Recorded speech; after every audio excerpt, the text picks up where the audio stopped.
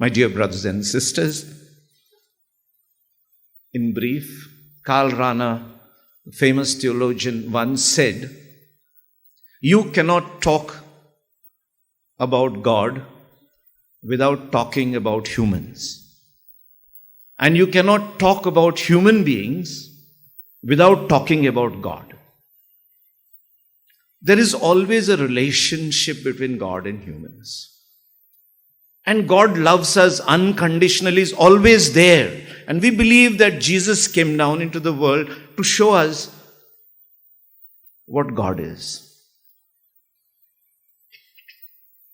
And He showed us by bringing all peoples together. He did not put anyone out. In all the different and varieties of their cultures and languages and everything, He brought them together. That was His aim. But His personal and specific aim was He reached out to people who needed Him most. He did not just make friends for His own sake. He emptied Himself. And many times in the Gospels, you hear of forgiveness. He tells the sinner woman, "Go and sin no more." Don't do the same thing, but He forgave. On the cross, He forgave everyone. That is what Jesus did. Can we do it? We can't, but we can.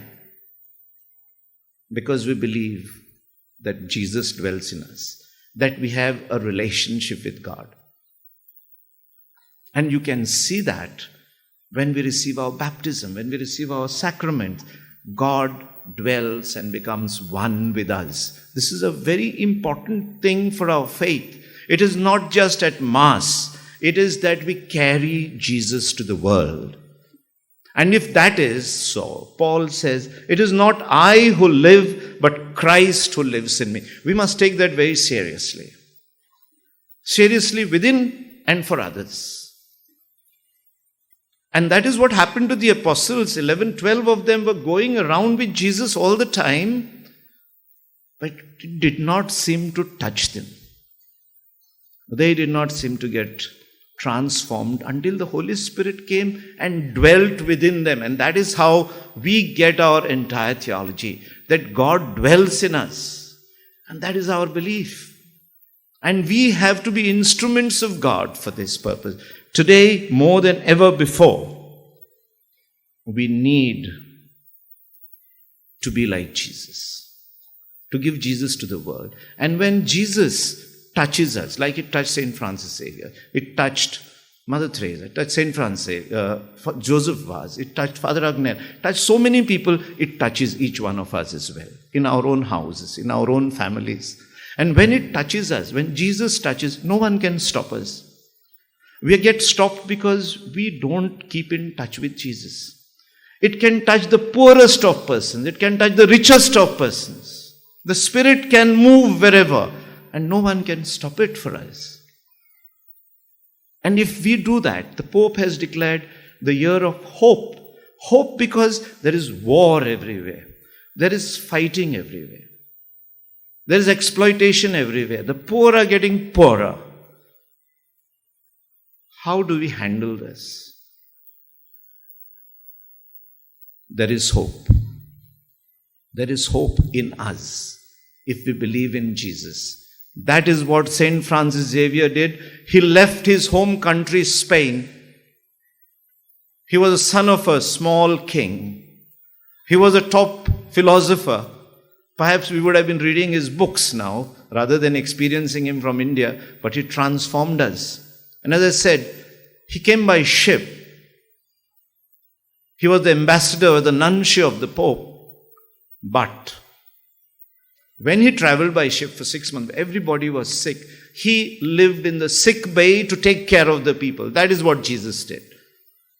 He came here, I don't know the geography of this place, but somewhere here there was a room made for him.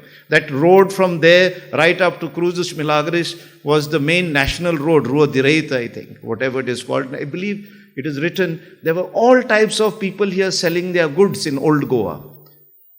There were all types of people. And when he came here, he went and stayed in some hospital somewhere. His idea was to educate people. His interest was in a college here.